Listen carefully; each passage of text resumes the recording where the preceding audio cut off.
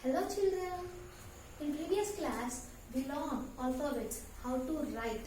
Yes, in this class we learned how to pronounce the alphabets. Alphabets are A to Z.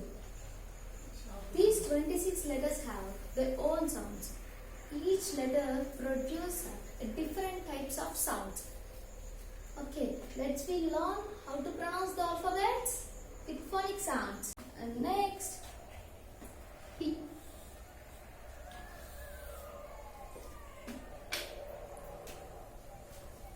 Funny light the candle and puff the candle like.